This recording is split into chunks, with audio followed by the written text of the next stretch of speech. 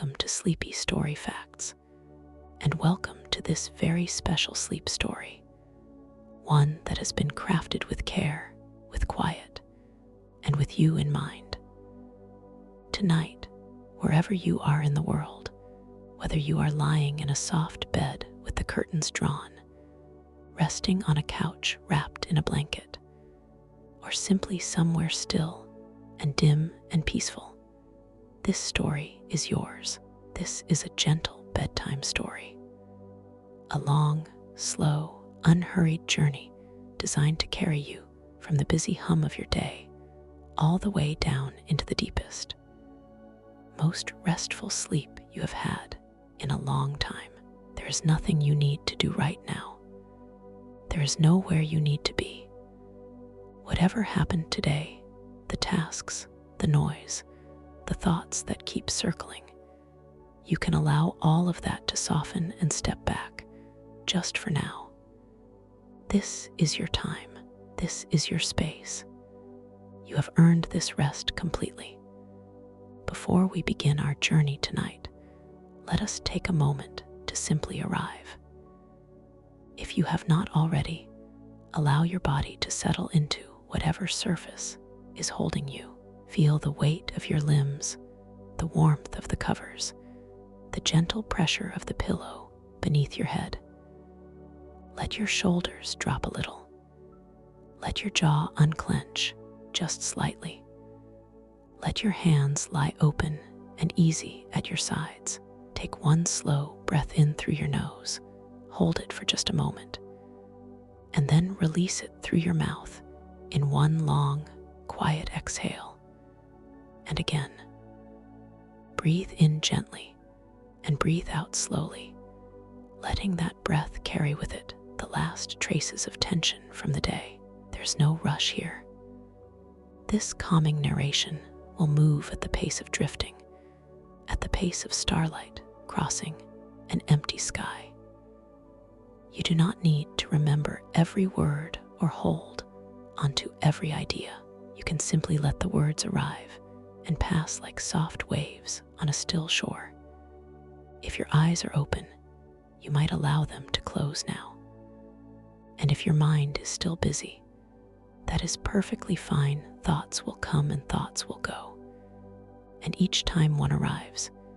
you can simply let it float past and return your attention to the sound of this voice and the deep, dark, beautiful quiet of what waits for us tonight. Because tonight, this relaxing story is going to take you somewhere extraordinary. We are not going to stay close to Earth. We are not going to wander through forests or wade through shallow seas. As lovely as those places are, tonight, this nighttime story is going to carry you to the very edge of space, further than satellites, further than planets, further than the outermost reaches of our own solar system, to a place that is so still, so vast, and so profoundly quiet that simply imagining it begins to slow the mind. We are going to a dormant black hole. Not the violent, swirling storms that science fiction has made famous, but something far older, far calmer. A black hole that has grown quiet over billions of years. One that sits at the center of a remote and sleeping galaxy, surrounded by a vast ocean of unmoving dark and silence. It is a place where time itself moves differently, where gravity hums so low and so deep that it feels less like a force and more like a kind of music. A long, barely perceptible note that has been playing since before our sun was born. Over the course of this long, gentle sleep story, we will travel slowly toward it, learning 100 of the most peaceful, most quietly astonishing facts about space, about black holes, and about the science of the cosmos as we drift closer, part by part, in no hurry at all. Each fact is real. Each fact has been chosen not for drama or spectacle, but for the particular kind of wonder it produces, the kind that makes your breathing slow and your thoughts soften, and the world feel enormous and ancient and safe all at once. Think of this as the most relaxing story you have ever been told about the universe. We begin here, far from the black hole, in the open dark between galaxies. Imagine that you are weightless. There is no floor beneath you, no ceiling above. The air, if you can call it that, is so thin and so cold that it is practically nothing at all. And yet you are comfortable, perfectly suspended, perfectly still. Around you in every direction is the deep velvet darkness of intergalactic space. And scattered across that darkness, so far apart that the distances between them become meaningless numbers, are galaxies. Each one a slow, spinning island of hundreds of billions of stars, all of them glowing with the softest possible light across the void. You are floating here, breathing slowly, and somewhere ahead, so far ahead that it will take this entire gentle bedtime story to reach it. A sleeping giant waits in the dark, and we will go to it together, one quiet fact at a time. As you fall asleep, you are still here, still floating, still breathing slowly in the vast and wordless dark between galaxies. And already something is beginning to happen, something subtle, something that you feel more than see. The darkness around you, which at first seemed perfectly uniform, perfectly still, is not entirely empty after all. And this is the first of our 100 quiet facts about the universe tonight. That space, even the deepest and most remote regions of it, is never truly a perfect vacuum. Scattered through what appears to be absolute nothingness are occasional atoms, single hydrogen atoms drifting alone, sometimes just one per cubic meter of space, separated by distances so vast that they will never meet another atom in their entire existence. And yet they are there, patient and solitary, the thinnest possible whisper of matter in an otherwise immeasurable silence. There's something deeply calming about that thought, if you allow yourself to rest inside it for a moment, that even in the furthest, loneliest corners of the cosmos, something remains, something persists, something quietly holds its place in the dark. As you float here in this relaxing story, weightless and unhurried, your eyes are slowly adjusting to the scale of what surrounds you. And the second fact arrives as gently as the first, that the light reaching you from the distant galaxies you can see scattered like soft embers across the void left those galaxies not years ago, not centuries ago, but millions, and in some cases, billions of years ago. You are not seeing those galaxies as they are now. You are seeing them as they were, long before our sun existed, long before the earth had formed, long before any living thing had ever drawn a breath on any world anywhere. Light travels at approximately 299,792 kilometers per second, which sounds impossibly fast when measured against anything human-scaled. And yet across the distances of deep space, even that extraordinary speed becomes slow, patient, almost tender. A messenger that left its source an unimaginable time ago and has been crossing the dark ever since, quietly, faithfully, until this very moment when it arrives at the place where you are floating and falls upon you like the softest imaginable light. This is your third fact of the night, and it is one worth holding gently. That every time you look at the night sky, you are looking into the past, and the further you look, the deeper into history your gaze reaches, all the way back toward the earliest ages of the universe itself. Let your breath slow a little more as you take that in. Let the thought expand and then dissolve, the way all thoughts can dissolve here in the quiet of this deep sleep story, leaving behind only a faint warmth, a faint sense of wonder, and the continuing softness of the dark around you. We move now very slowly, and the movement is so gradual that it feels less like traveling and more like being carried. The way a tide carries something without effort or resistance, you are drifting in the direction of a distant galaxy. A galaxy that even from here, even across all these millions of light years, you can just barely perceive as a faint smudge of pale light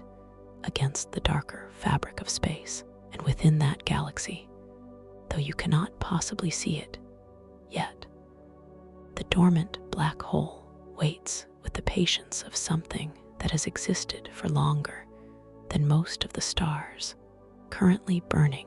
in the universe. The fourth fact that drifts toward you now concerns that galaxy itself, and it is this: that most large galaxies, perhaps nearly all of them, are believed to contain a supermassive black hole at their center, a black hole that in many cases contains the mass of millions or even billions of suns compressed into a region of space that, while enormous by human standards, is extraordinarily small relative to the galaxy surrounding it. Our own galaxy, the Milky Way, holds such a black hole at its heart,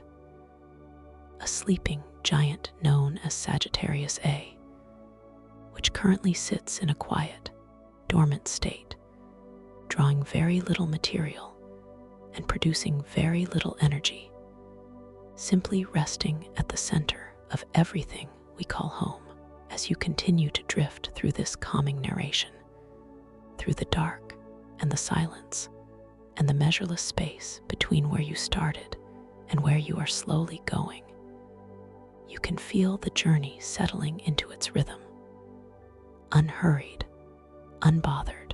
as easy as breathing, as natural as the slow closing of eyes at the end of a long and gentle day. There is nowhere to rush. The black hole has waited billions of years already, and it will wait a little longer, patient as only truly ancient things can be patient, while you float through the nighttime story at exactly the pace that feels most comfortable, most restful, most perfectly tuned to the quiet frequency of deep and dreamful sleep. The faint smudge of light ahead of you is growing, very slowly, the way dawn grows, not in a single moment,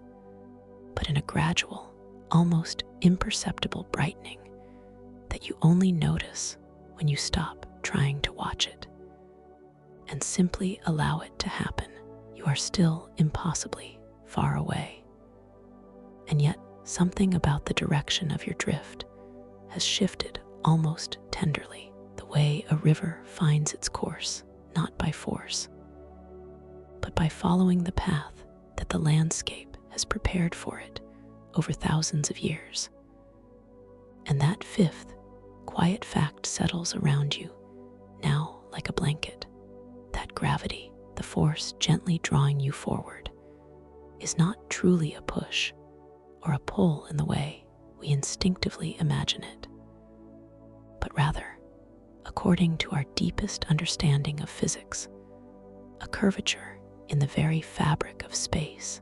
and time itself. Massive objects do not reach out and grab the things around them. Instead, they curve the space in their vicinity, the way. A heavy object placed on a stretched cloth causes the cloth to dip and curve, and everything nearby simply follows that curve, naturally, effortlessly, without resistance, drifting inward the way you are drifting now. Not because something is pulling you, but because the shape of the space around you makes inward the most natural direction there is. This is one of the most soothing ideas in all of science. If you let it be, the idea that movement through the universe, at its most fundamental level, is not about struggle or effort, but about following the natural geometry of the space you are inside, the way a long, slow breath follows the natural shape of your lungs, easy and inevitable, and entirely without force. Your sixth fact of this gentle bedtime story arrives now in the form of a question that scientists once spent decades debating. How large, exactly, is the universe? And the answer, which is not a fixed number, but an ongoing and almost dreamlike estimation, is that the observable universe, meaning the portion of it that light has had enough time to reach us from since the beginning of everything, stretches approximately 93 billion light years across in diameter. And beyond that boundary, there is almost certainly more universe still. More space, more galaxies, more of this same soft and ancient dark, extending outward in every direction, without any known edge or wall or ending. The universe does not stop. It simply continues, quietly and without announcement, further than any thought can comfortably follow. And there is something in that limitlessness that, rather than feeling overwhelming, begins to feel, after a while, like the most spacious and peaceful thing imaginable. A reminder that there is always more room, always more quiet, always more of this deep, restful dark in which to float and breathe. And let the busy smallness of ordinary worries dissolve entirely as you move through this relaxing story. The galaxy ahead has begun to resolve itself, just barely, from a single smudge into something with a faint suggestion of shape. A soft, elliptical glow, ancient and unhurried, containing within its gentle light hundreds of billions of stars, each one its own sun, many of them older than our own, some of them so old that they formed in the very earliest ages of the cosmos, when the universe was young and dense and bright. And everything that exists was still finding its first shapes in the dark. The seventh fact of our nighttime story is that this type of galaxy, elliptical, smooth, softly glowing, tends to be among the oldest and most settled in the universe, having long since completed the turbulent early phases of star formation and settled into a quieter, slower rhythm, its stars aging gradually and gracefully, its center calm, its overall shape like a soft, luminous egg hanging in the void. There is no sharp edge, no hard boundary. The galaxy simply fades at its margins, growing thinner and more diffuse, until it becomes indistinguishable from the surrounding dark. And this too feels like an invitation to rest, a reminder that transitions do not have to be abrupt, that endings and beginnings can be so gradual and so gentle that you pass through them without noticing. The way sleep itself arrives not as a wall, but as a slow and tender fading of the waking world. You are breathing slowly now, and the galaxy glows ahead of you, patient and enormous, And somewhere at its very center, the dormant black hole rests in its ancient silence, and this calming narration will carry you toward it one soft fact at a time, through all the quiet hours of the night, as the world outside grows still, and your body grows heavy, and your mind releases its last grip on the day and allows itself, finally and completely, to fall gently and deeply and beautifully towards sleep. The galaxy is closer now, or rather, and this is perhaps more accurate, you have drifted far enough along the gentle curve of space that its light has grown a little warmer, a little more present, the way a candle across a dark room begins to feel less like a point and more like a glow as you move quietly toward it. And the eighth fact of this long and soothing sleep story arrives softly in that growing warmth. That galaxies are not islands floating in an otherwise empty and indifferent universe,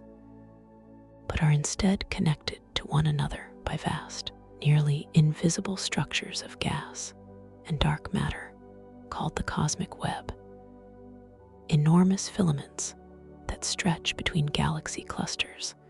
like the most delicate imaginable threads, thinner than any spider's silk when measured against their length, and yet real and yet present, forming a kind of scaffolding across the entire observable universe, along which galaxies have gathered and grown over billions of years, like drops of dew, gathered along the strands of a web in the quiet of an early morning. You are crossing one of those filaments now, or rather, you are passing through the outer edge of one, and the fact that you cannot see it does not make it any less real. Most of the universe's structure is invisible to ordinary light, detectable only by its effects, by the gentle way it bends the paths of galaxies and shapes the large-scale architecture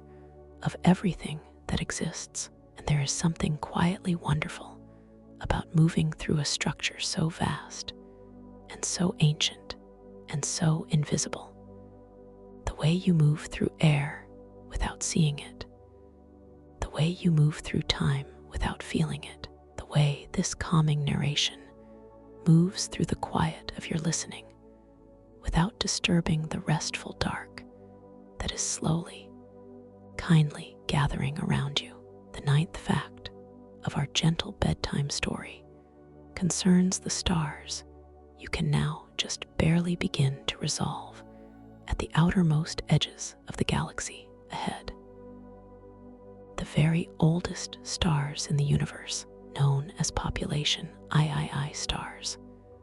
which no longer exist anywhere that we can observe, having burned through their fuel in the earliest cosmic ages, but whose descendants, the second and third generation stars that formed from the enriched material those first stars scattered when they died, are present in this ancient elliptical galaxy in great numbers, and some of them are so old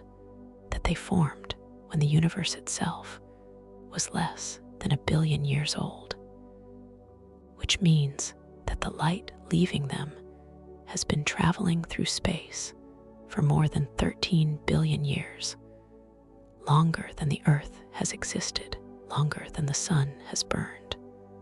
longer than almost anything in our immediate experience has been anything at all. Let that thought rest gently in your mind for a moment. 13 billion years of quiet traveling light, crossing the dark without hurry, without effort,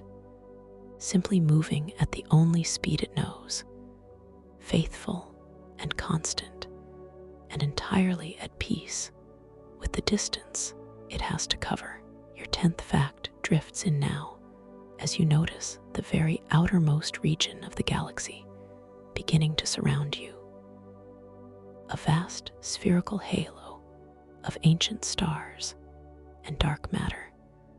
that extends far beyond the visible disk of the galaxy itself, a region so sparse and so still that individual stars here are separated by distances that would take thousands of years to cross, even at the speed of light, each one burning alone in an almost unimaginable solitude, and yet part of the same great family, bound by gravity to the same center, circling the same ancient heart at speeds so slow on the cosmic scale that their orbits take hundreds of millions of years to complete a single revolution, patient beyond all ordinary measure, steady beyond all ordinary reckoning, moving through the dark at exactly the pace the universe requires, and not one moment faster. You are inside the galaxy now, in the outermost sense.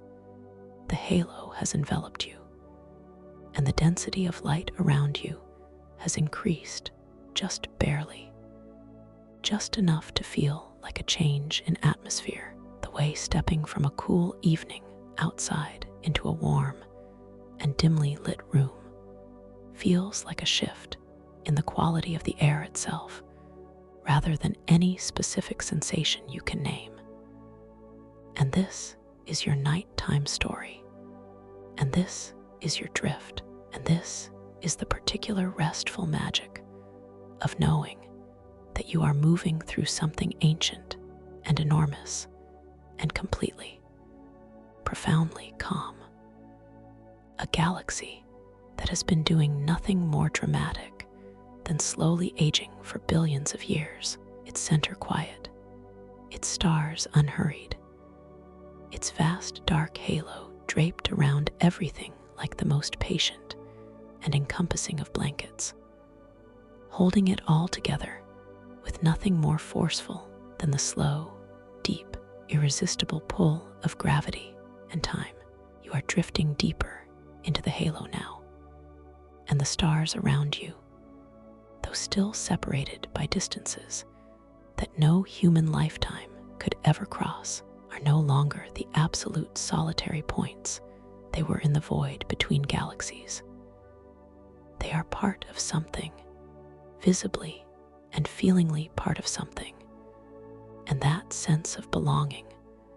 of being inside a structure rather than between structures, settles over this relaxing story like the softest possible shift in the quality of the silence. The way the silence inside a cathedral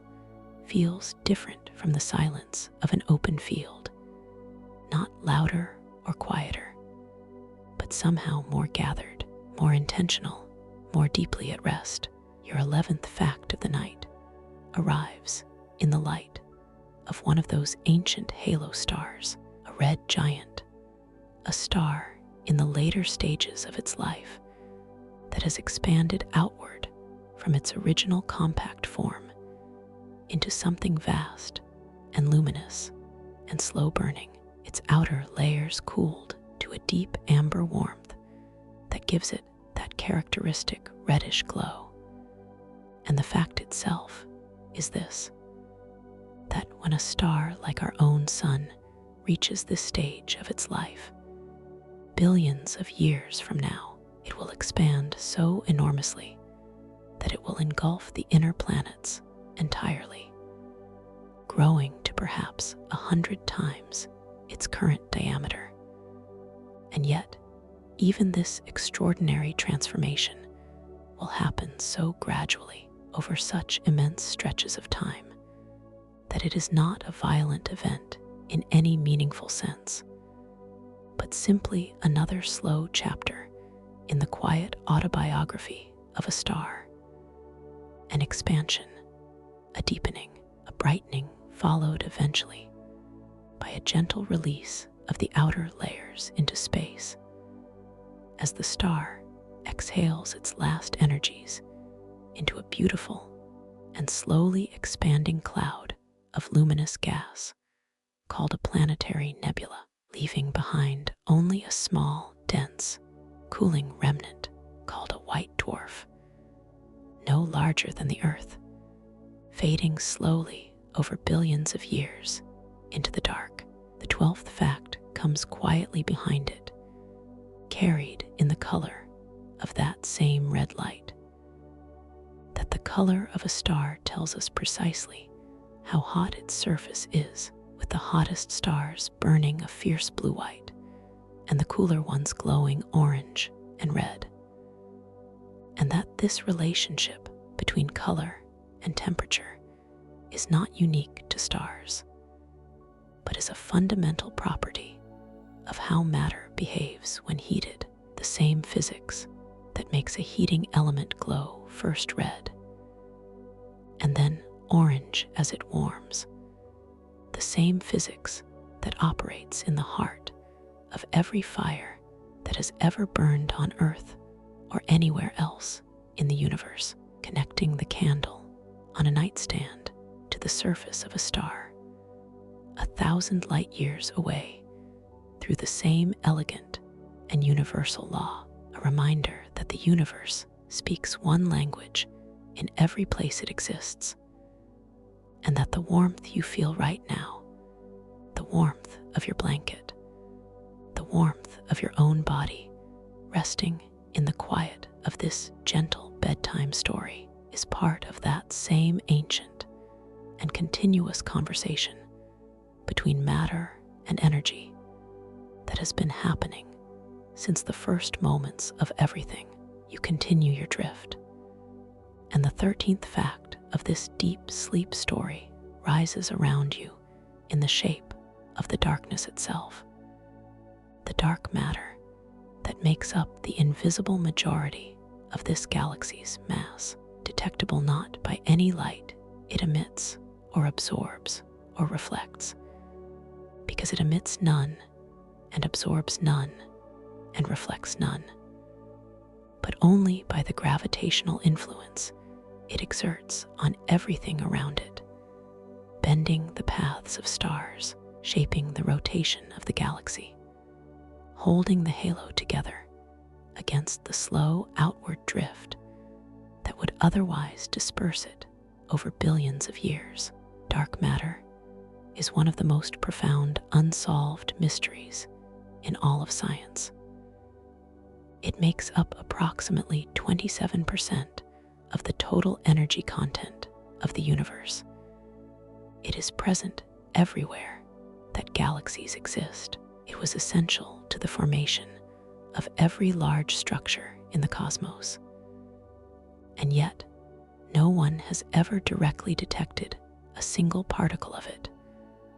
No instrument has ever caught one. No experiment has yet returned a confirmed signal of its presence beyond the gravitational evidence that is,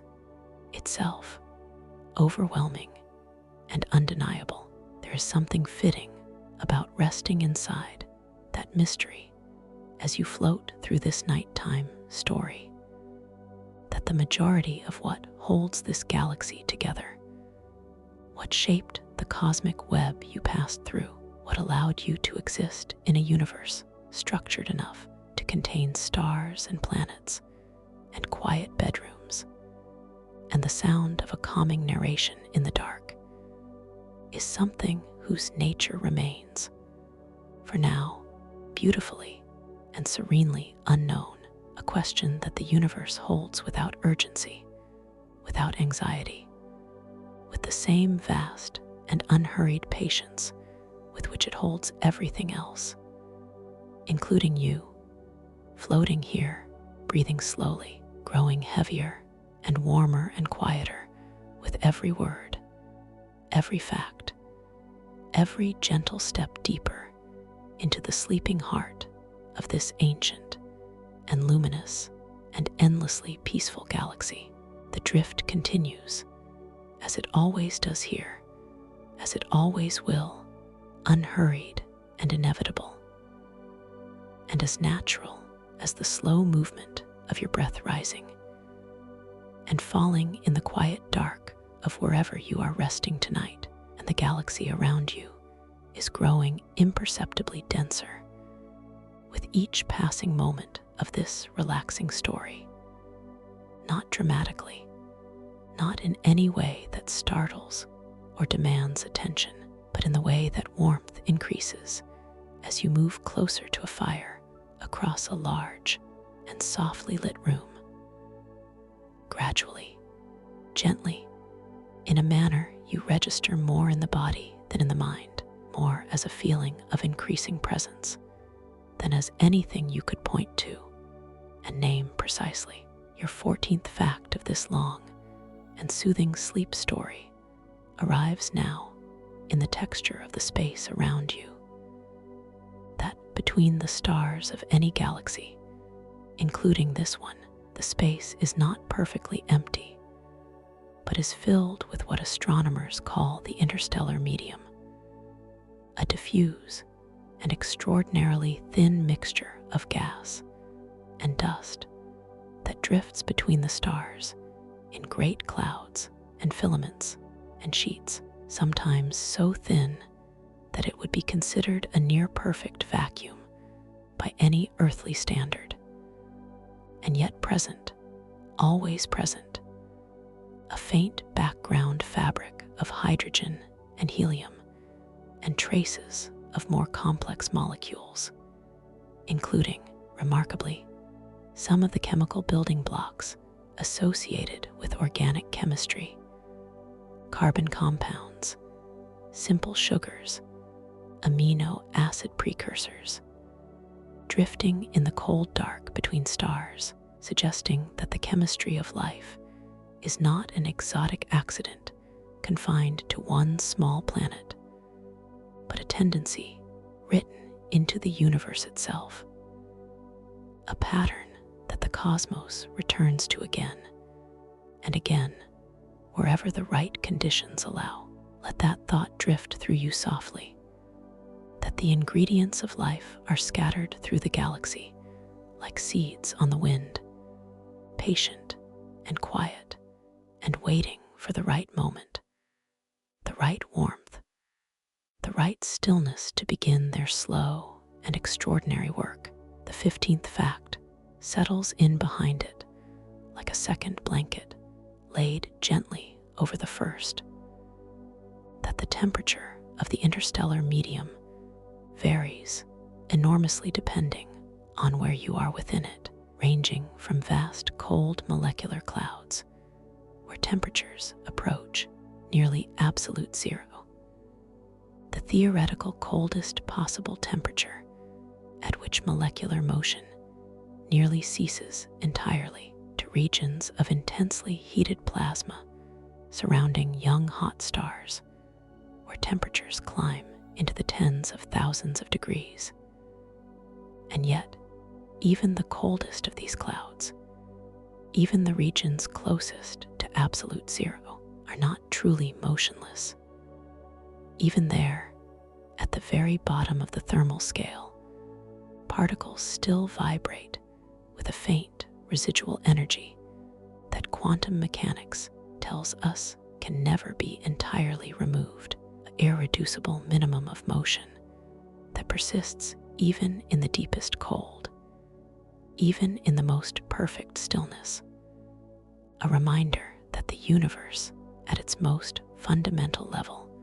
is never entirely at rest, that even in the quietest places, something continues, something persists, something keeps its small and patient rhythm going through the dark. Your 16th fact comes now from the dust, the interstellar dust that makes up only a tiny fraction of the interstellar medium by mass, and yet plays an outsized role in the life of a galaxy, absorbing and scattering starlight, blocking our view of certain regions of space in visible wavelengths, acting as the cold surfaces on which molecules can form and combine in ways they could not in the open gas, and eventually, when gathered together by gravity into the dense cores of molecular clouds, becoming the raw material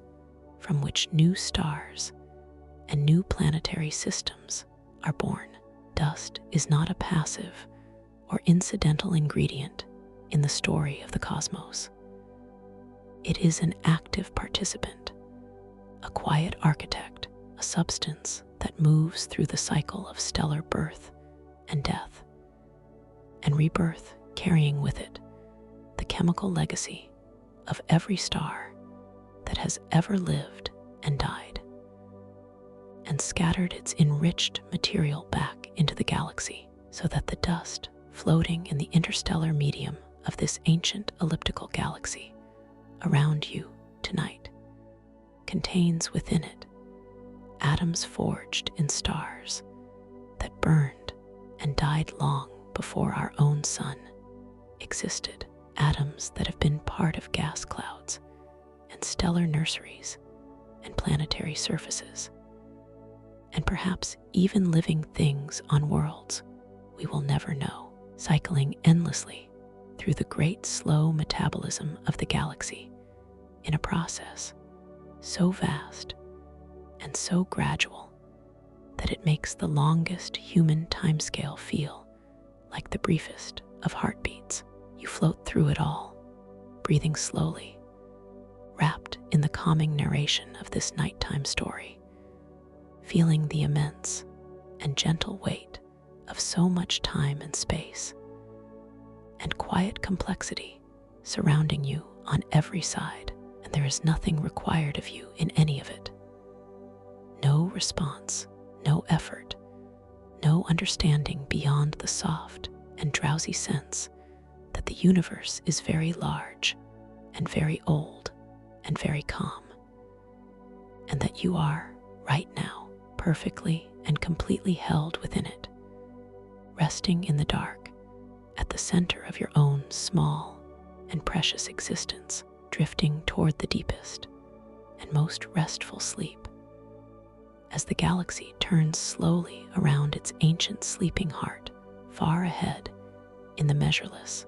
and velvet dark, the galaxy holds you now in the way that deep water holds a stone that has been lowered slowly into it. Not with any force, not with any urgency, but with a complete and enveloping presence that is felt in every direction at once, above and below, and on all sides simultaneously, and the stars around you, still widely spaced, but no longer as solitary as they were in the outer halo, carry with them a quality of accumulated time that is unlike anything in ordinary experience, a kind of weight that is not heaviness, but depth, the depth of something that has been here for so long that it has become indistinguishable from permanence itself. Your 17th fact of this long and gentle sleep story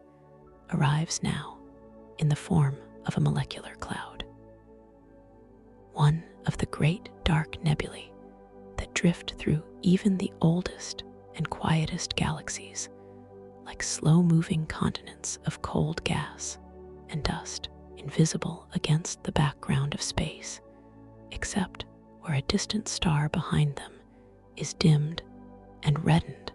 by their obscuring presence. And the fact is this, that inside the densest cores of these cold clouds, where the gas has gathered thickly enough and cooled sufficiently, and the pressure of gravity has built quietly and patiently over millions of years, new stars are being born even now, even in this ancient and settled galaxy, a process so slow that a single stellar nursery may take 10 million years to produce its first generation of stars. 10 million years of quiet accumulation and gradual warming before the first light appears, a timescale so vast that the entire history of our species, every generation from the first to the last, would occupy only the thinnest sliver of it, barely a breath in a process that moves at the pace of geology, multiplied by astronomy into something almost beyond imagining. The 18th fact drifts in behind it, warm and slow, that the moment a new star ignites, when the pressure and temperature at its core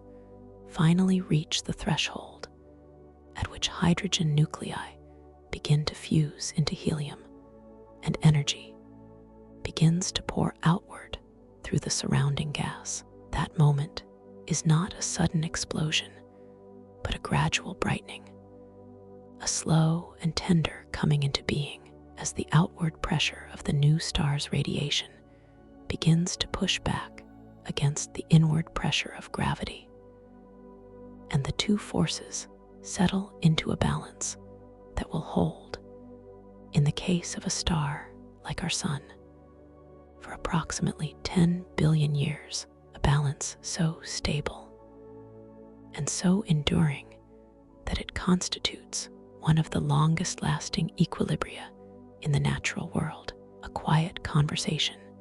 between two fundamental forces that sustains a star's light across timescales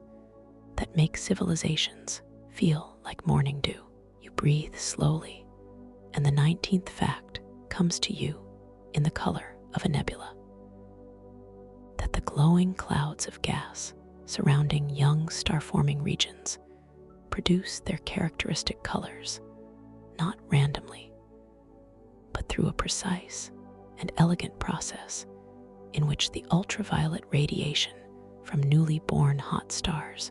strips electrons from the surrounding hydrogen atoms, and when those electrons eventually recombine with their atoms, they release energy as light at very specific wavelengths, producing the deep reds and pinks associated with hydrogen emission, and the blue-greens associated with oxygen, and the softer golds associated with sulfur, each element contributing its own signature color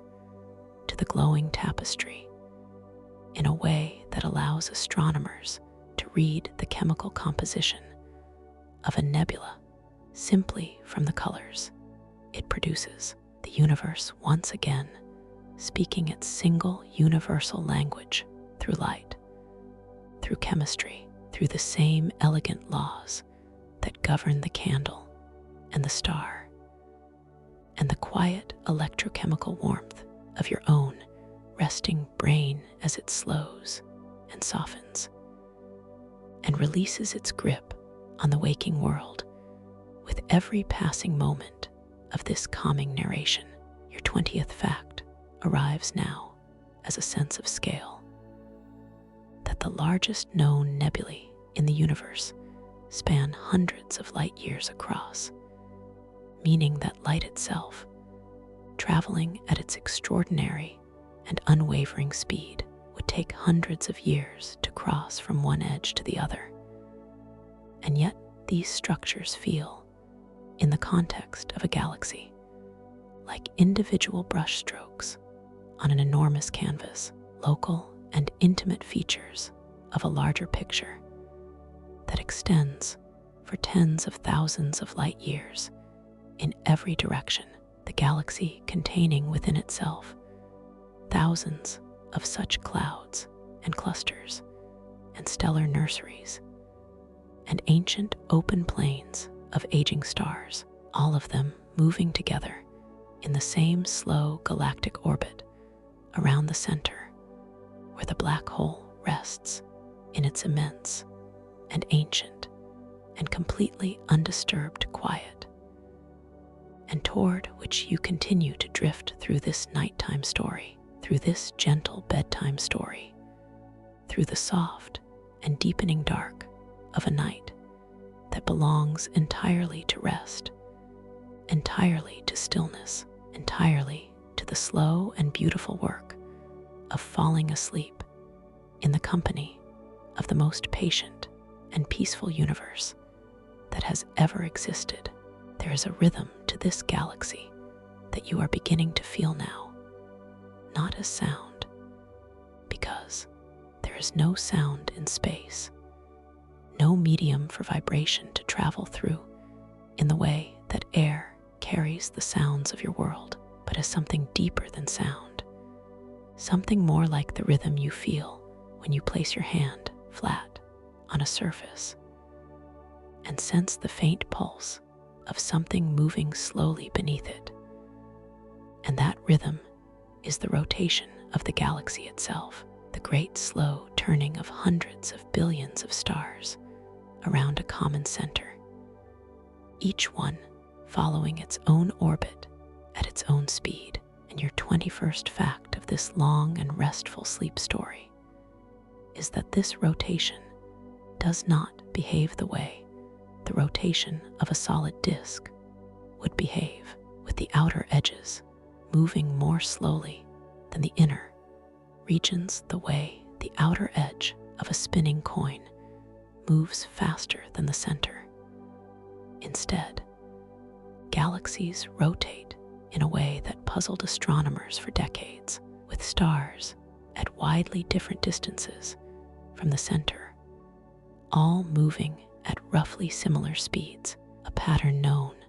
as a flat rotation curve that cannot be explained by the visible matter alone,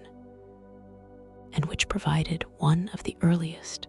and most compelling pieces of evidence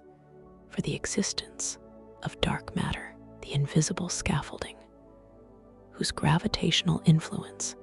extends far beyond the visible stars and gas and dust, and holds the galaxy together in its steady and ancient turning,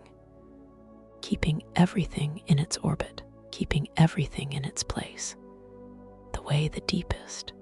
and most settled kind of sleep holds the mind in its quiet orbit around stillness, gently preventing any drift too far toward waking. The 22nd fact comes softly, carried in the motion of the stars themselves, that the sun, our own star, takes approximately 225 to 250 million years to complete one full orbit around the center of the Milky Way, a period sometimes called a cosmic year or a galactic year, and that in the entire history of complex life on Earth, our planet has completed less than 2 of these vast circuits, meaning that the last time the sun was in roughly its current position in its orbit, the age of dinosaurs had barely begun. And the time before that, the first complex multicellular animals were only just appearing in the ancient seas, each galactic year a chapter in a story so long that the whole of human history, every empire and every invention, and every quiet night of sleep ever experienced by every person who has ever lived, fits within the last few seconds of the most recent chapter. A thought that does not diminish any of it, but instead surrounds it all with a kind of enormous and compassionate perspective. The way looking at a mountain makes the things at its foot feel not small, but held. Your 23rd fact drifts in now in the slow movement of a star cluster, passing at a great distance to your left. A globular cluster, one of the ancient spherical collections of hundreds of thousands of stars that orbit the galaxy in long elliptical paths, taking them far out into the halo and back again over hundreds of millions of years. And the fact is this, that globular clusters are among the oldest structures in the universe, many of them having formed in the very earliest epochs of galactic history, when the first generations of stars were coming together, meaning that the stars within them are some of the oldest stars that currently exist anywhere, carrying within their ancient light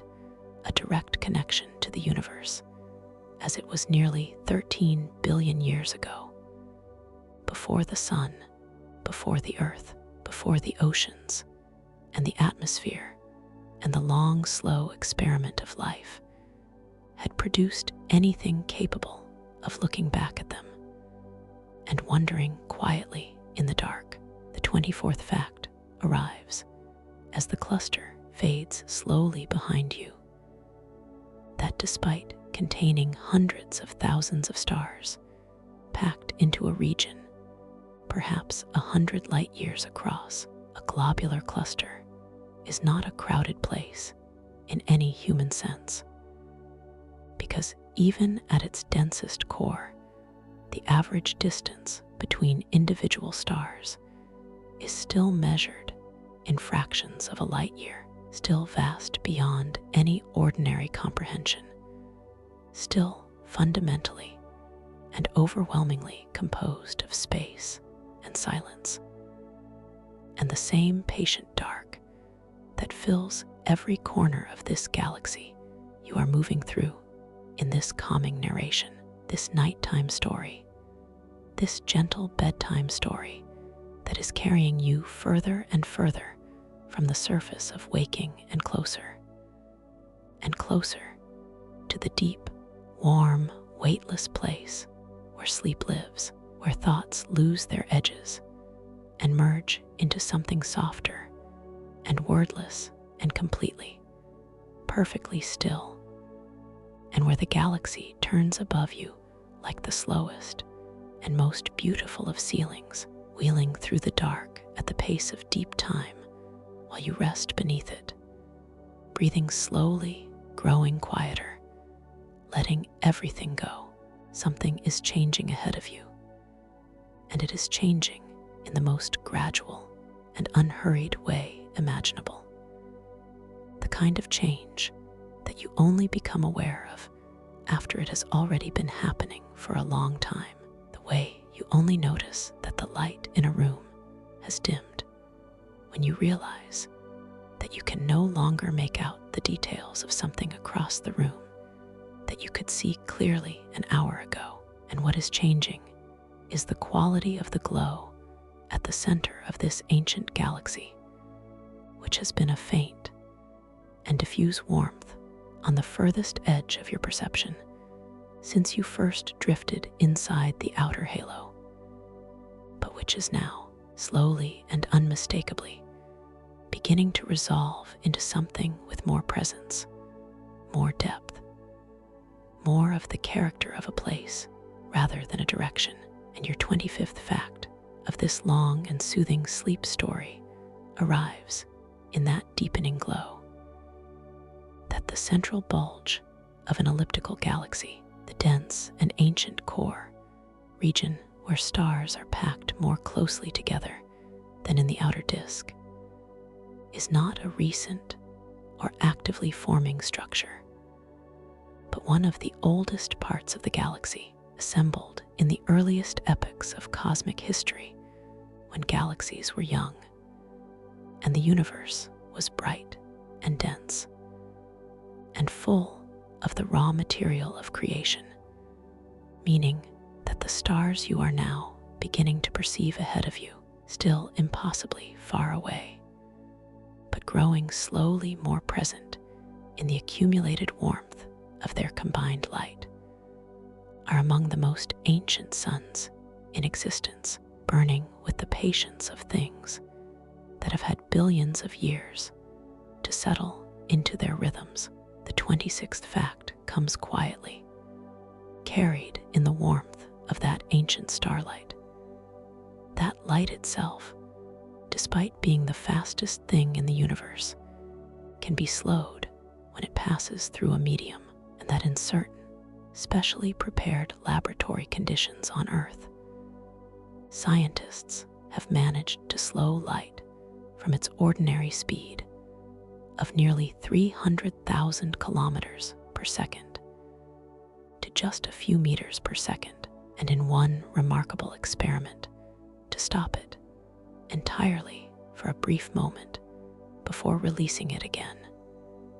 which which means that the speed of light, which feels like one of the most absolute and unchangeable facts of the universe, is in reality the speed of light in a perfect vacuum,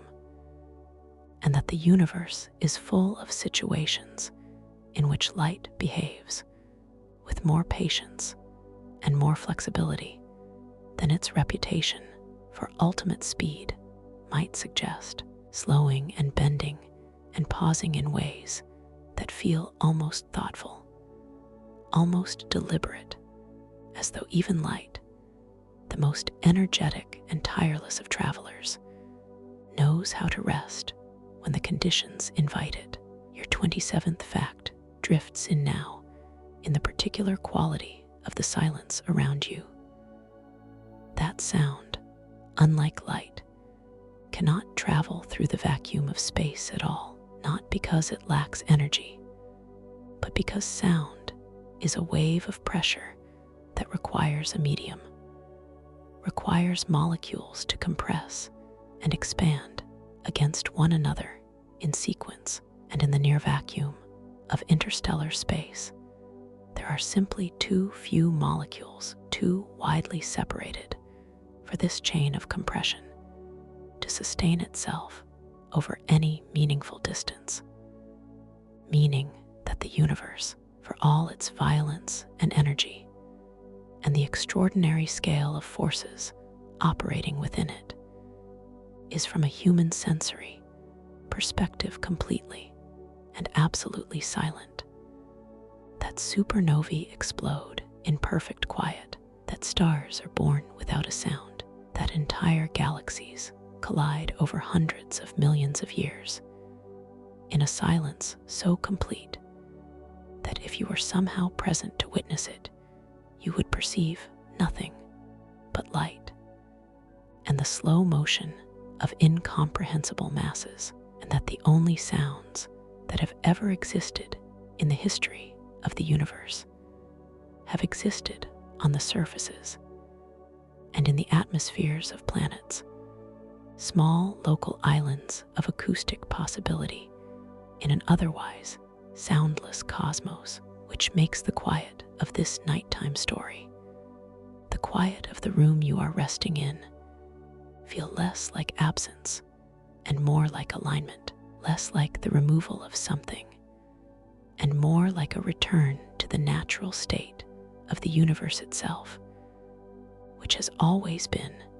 at its largest scale, a place of profound and unbroken silence. The 28th fact arrives as the galactic bulge grows imperceptibly warmer ahead, that the stars within a galactic bulge, being older and having formed from gas that was less enriched with heavy elements than later stellar generations, are often smaller and cooler and longer-lived than the younger stars of spiral arms and active star-forming regions, burning their fuel with an extraordinary economy and patience that allows them to persist for tens of billions of years, lasting entire generations of more massive and brilliant stars that burned brightly and briefly and scattered their material back into the galaxy long ago. And there is in that fact a particular and gentle kind of comfort, the comfort of knowing that quietness and slowness and the steady conservation of energy are not signs of lesser vitality, but of the deepest and most enduring kind of persistence, the kind that outlasts everything else and is still present, still burning, still softly and faithfully warm, long after the brightest lights have gone. The galactic bulge is ahead of you now in a way that is no longer merely a concept or a direction, but a genuine and felt presence. The way a city becomes a presence long before you reach it, its glow on the horizon softening the dark around it, warming the sky above it, filling the space before it with a quality of light that is different from the open country you have been traveling through. And you are moving into that warmth now, slowly and completely at ease, your drift unchanged in its gentleness, unchanged in its absolute lack of urgency. And the 29th fact of this long and restful sleep story arrives in the increasing density of the stars around you. That the central bulge of a galaxy, despite its appearance as a concentrated and relatively uniform glow when seen from outside, is not a featureless mass of stars, but contains within it an extraordinary variety of stellar ages and sizes and histories, all of them orbiting the common center in paths that are not the neat circular orbits of a disk, galaxy's spiral arms, but rather more complex and elongated and three-dimensional trajectories that carry each star up and down and around the center in a slow gravitational dance that has been ongoing for so long that the stars themselves have settled into a kind of dynamical equilibrium, each one finding its path through the combined gravitational field of all the others. A system of such complexity that no complete mathematical description of it exists, and yet one that maintains its overall shape and structure across billions of years through nothing more than the patient operation of gravity and time. Your 30th fact drifts in now in the quality of the light around you, which has taken on a distinctly warmer and more golden tone as the older, cooler stars of the bulge come to dominate the surrounding luminosity. That the color of a galaxy's light, when measured as a whole, tells astronomers a great deal about its history and current state, with bluer galaxies generally indicating the presence of young hot stars and active star formation, and redder galaxies indicating older stellar populations and a more settled, quieter phase of galactic life. And that this ancient elliptical galaxy you are moving through is what astronomers would call a red and dead galaxy, not because it is in any way diminished or sorrowful, but because it has completed the most active phase of its star-forming life and has settled into a long, slow, graceful aging. Its light warm and amber and ancient, the color of something that has lived long and fully and arrived at a place of deep and untroubled rest, which feels, in this moment of this calming narration, like exactly the right kind of galaxy to be drifting through on a night designed for sleep. The 31st fact comes to you now as a sensation of warmth rather than a thought. That the combined light of the billions of stars in the galactic bulge around you, if you were somehow able to stand on a planet within it and look up at the night sky, would produce a sky so filled with stars that the darkness between them would be minimal. A sky bright enough that true darkness would never fully arrive, and yet each individual star, even in this dense and ancient neighborhood, would still be so far away that it would appear as a point of light rather than a disk, a reminder that even in the most stellar-rich environment a human could inhabit in this galaxy, the overwhelming majority of what exists in every direction is still space, still distance, still the quiet and patient void that is the universe's most fundamental and enduring characteristic. And that even here, even in this warm and ancient heart, the silence is complete and the emptiness is vast,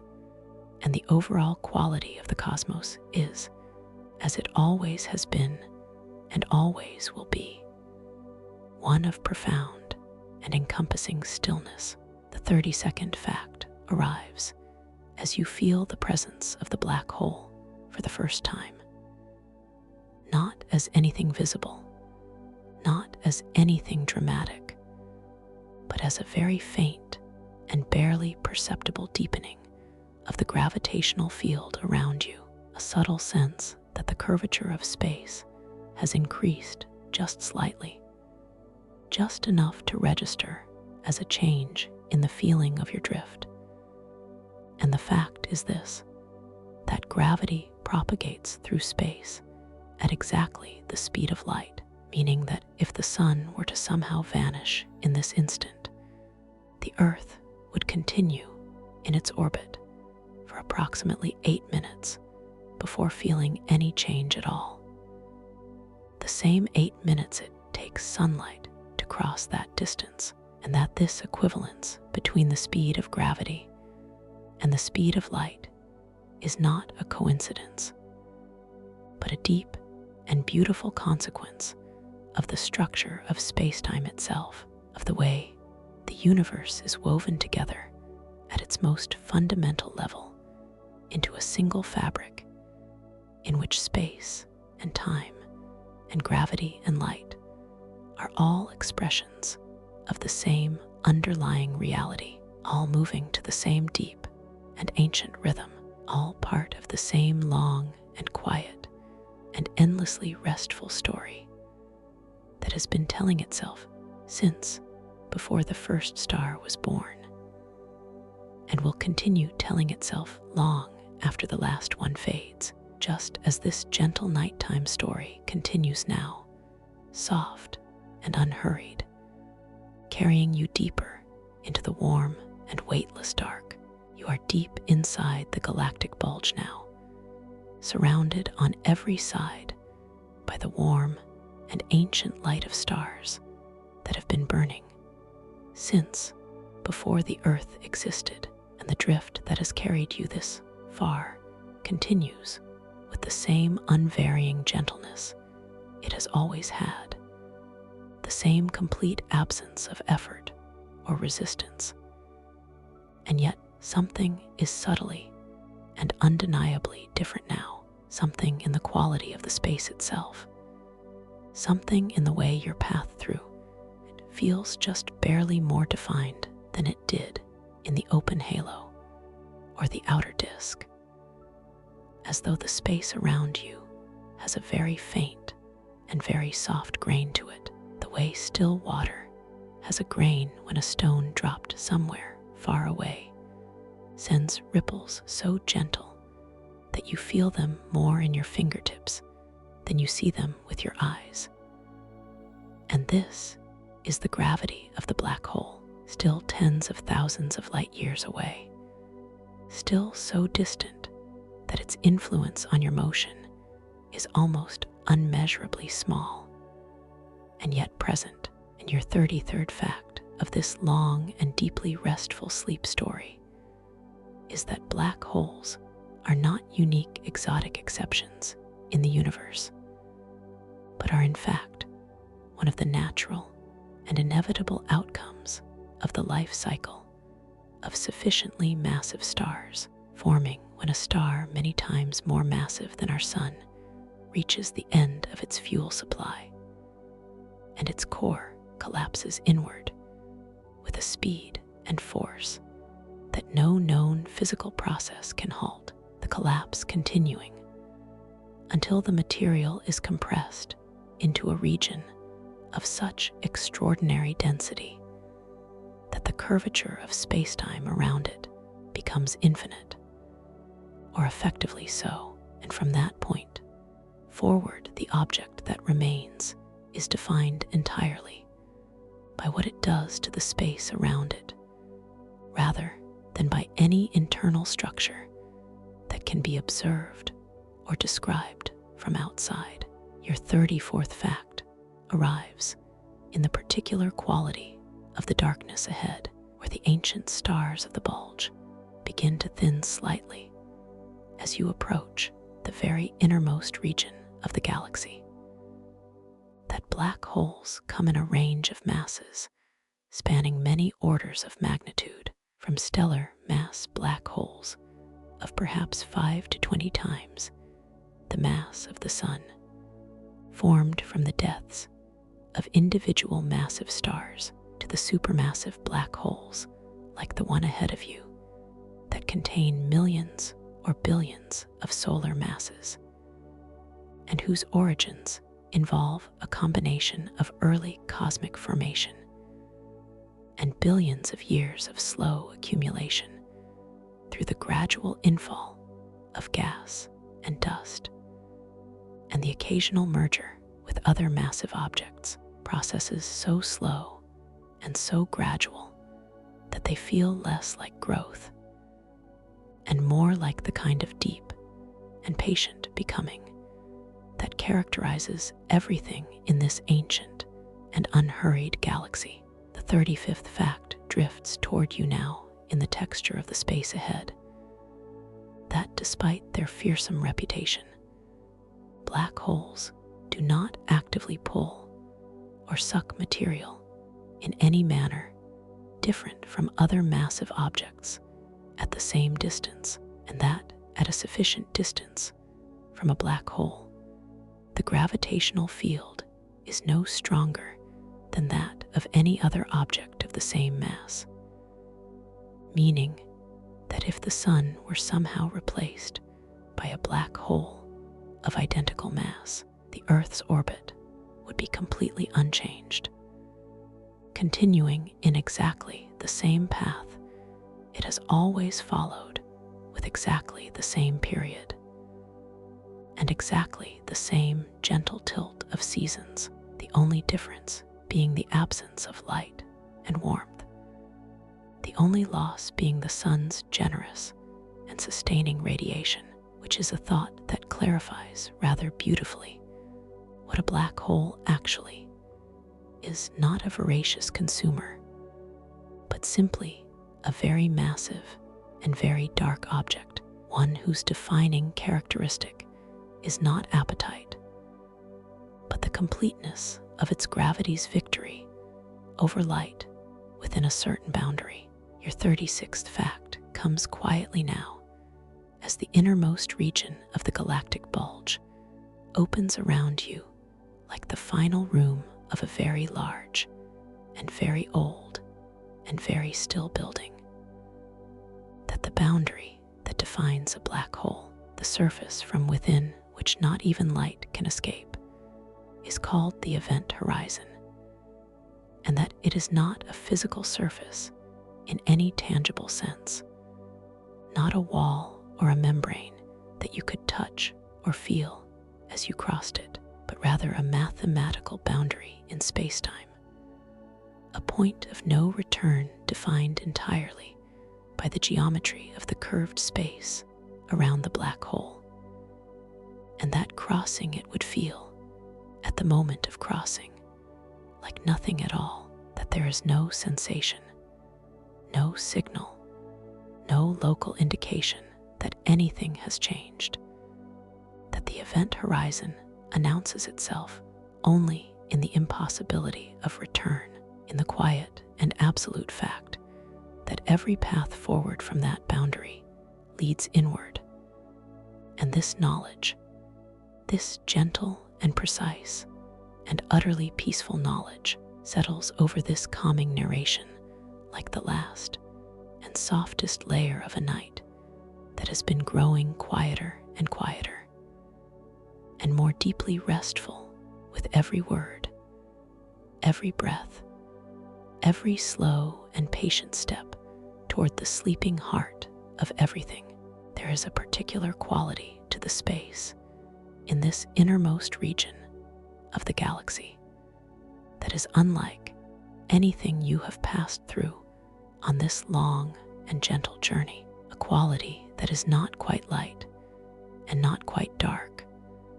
but something suspended softly between the two, the accumulated glow of billions of ancient stars,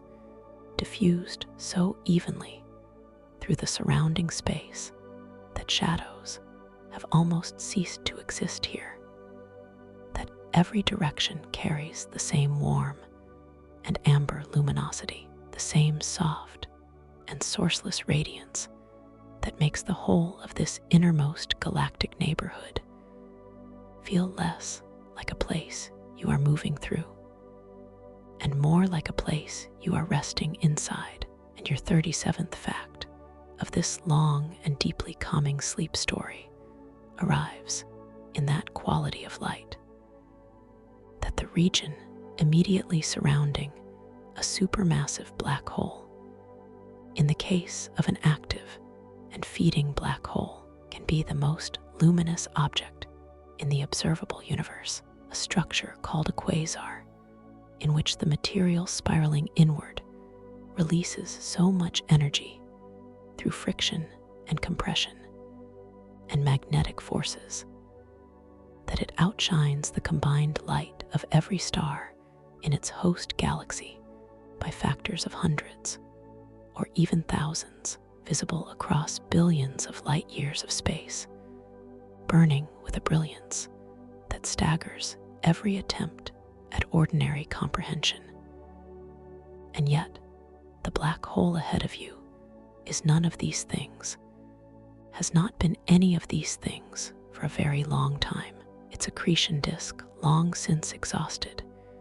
Its feeding phase ended billions of years ago. And what remains is something that feels,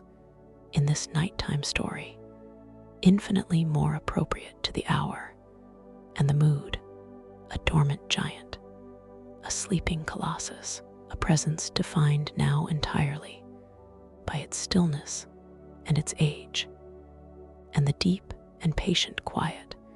that has settled over it across the immensity of cosmic time. The 38th fact comes to you now as a gentle clarification of something you may have wondered as you drifted closer, that the size of a black hole's event horizon, the boundary called the Schwarzschild radius for a non-rotating black hole, is directly and simply proportional to its mass, meaning that a black hole of twice the mass has an event horizon of twice the radius, a relationship of elegant simplicity in a universe that is not always simple, and that, for a supermassive black hole of the kind that sits at the center of this ancient galaxy, a black hole of perhaps several billion solar masses, the event horizon would span a region larger than the orbit of several of our solar system's outer planets, enormous by any human measure, and yet still invisibly small against the scale of the galaxy that surrounds it, a pinpoint of absolute darkness at the center of 100 billion stars. The way the pupil of an eye is a small dark opening at the center of something much larger that gathers and processes and holds the light. Your 39th fact drifts in softly in the feeling of your own stillness. That time itself, according to Einstein's general theory of relativity, passes more slowly in regions of stronger gravitational fields, a phenomenon called gravitational time dilation that has been measured and confirmed with extraordinary precision using atomic clocks placed at different altitudes on Earth, where the difference in gravity between the ground and a modest height produces a measurable difference in the rate at which time passes, and that near the event horizon of a black hole, this effect becomes so extreme that time, as experienced by an observer very close to the horizon, would pass infinitely slowly relative to time experienced by a distant observer, so that from the outside perspective, an object falling toward a black hole would appear to slow and redden and freeze at the horizon, never quite crossing it, suspended in an eternal and perfectly still moment at the boundary of everything, which is perhaps the most quietly extraordinary fact about black holes of all,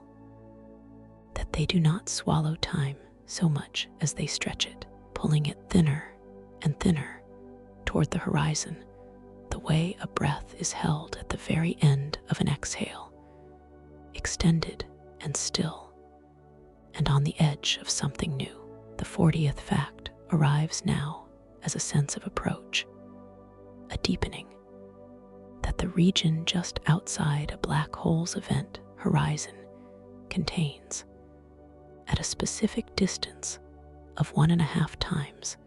the Schwarzschild radius, a place called the Photon sphere, where gravity is precisely strong enough to hold light itself in a circular orbit, where photons travel endlessly around the black hole in perfect circles, never escaping and never falling in, suspended in a permanent and ghostly loop at the innermost stable boundary of the outside world. And ahead of you now, still far, but no longer impossibly far,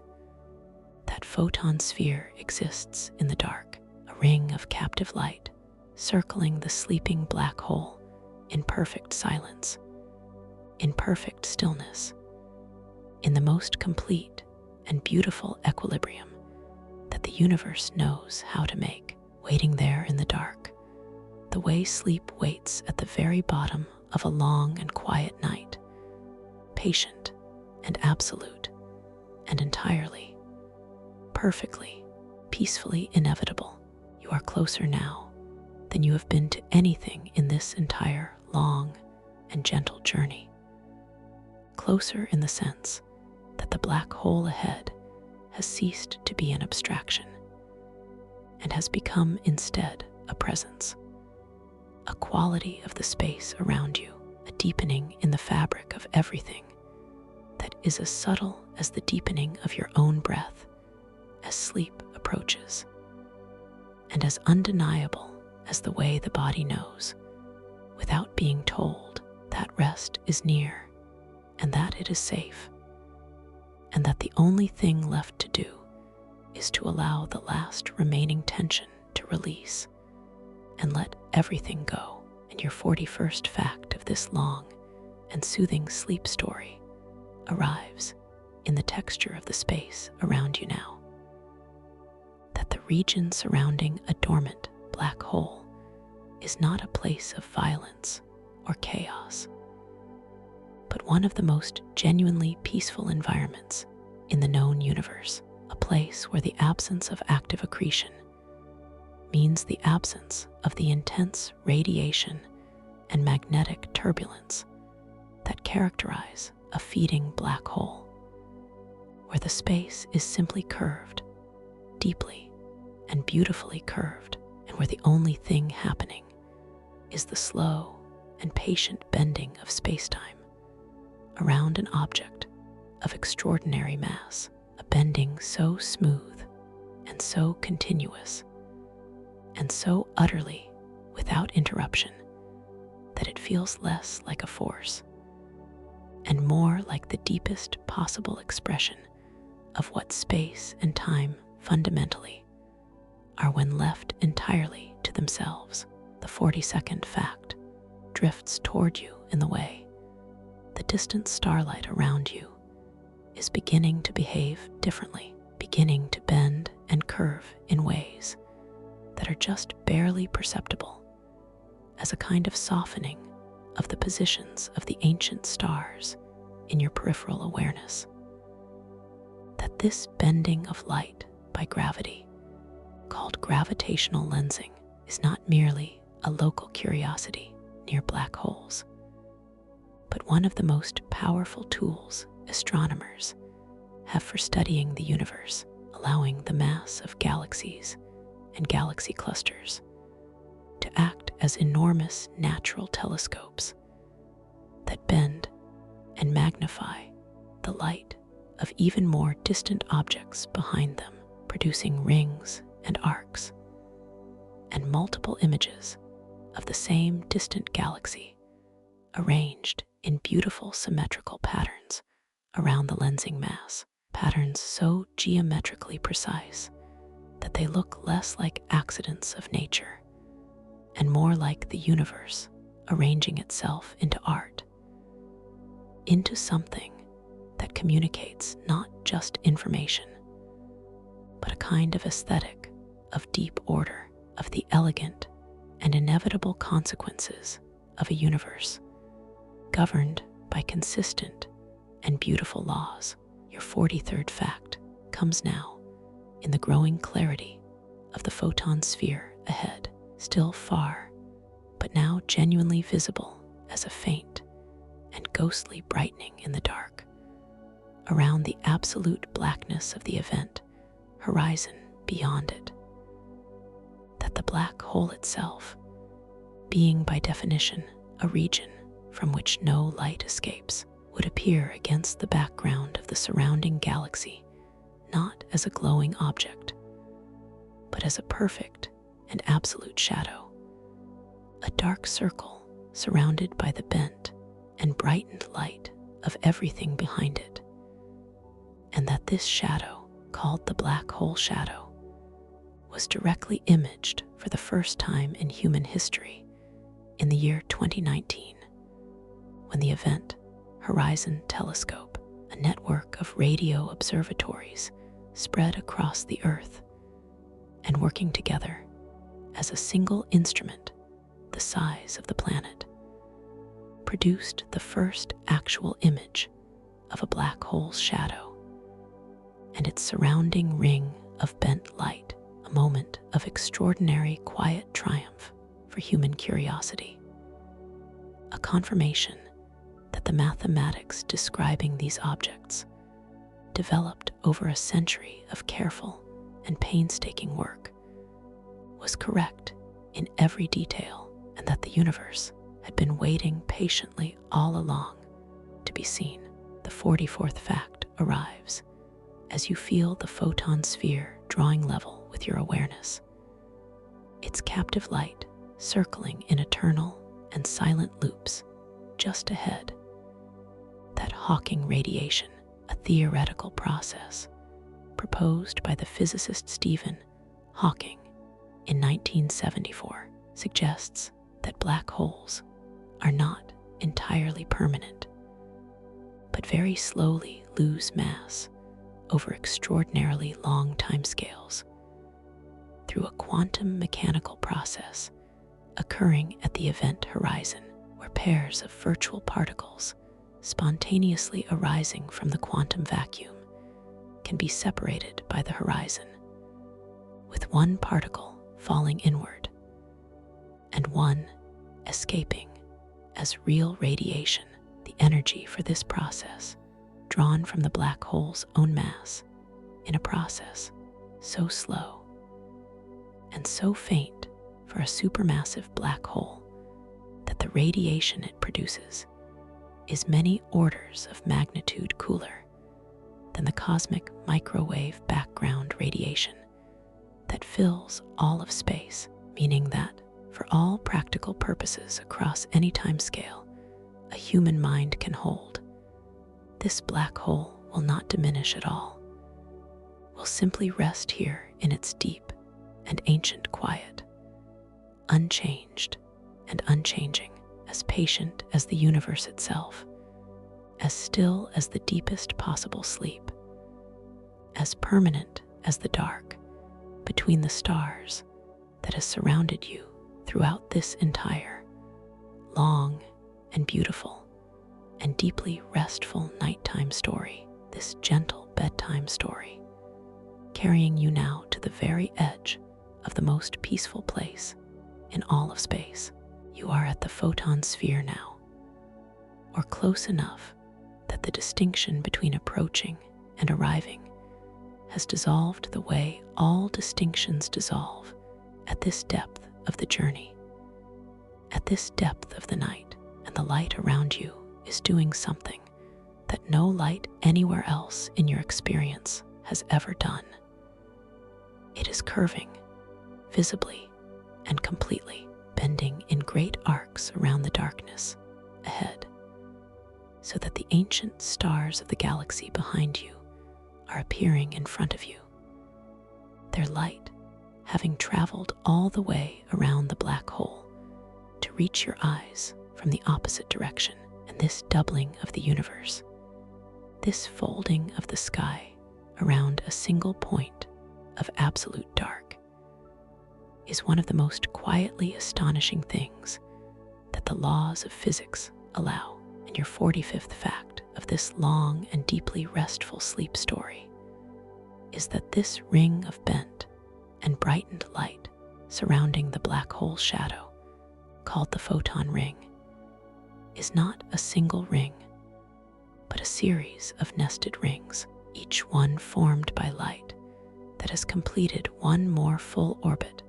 around the black hole before escaping, so that infinitely many rings exist in principle, each one thinner and closer to the edge of the shadow than the last, stacking inward toward the boundary of the event horizon in a progression that converges like the terms of an infinite series toward a limit that is never quite reached, which is mathematics and physics and geometry, all saying the same thing in the same quiet voice: that the universe near a black hole is not a place of endings,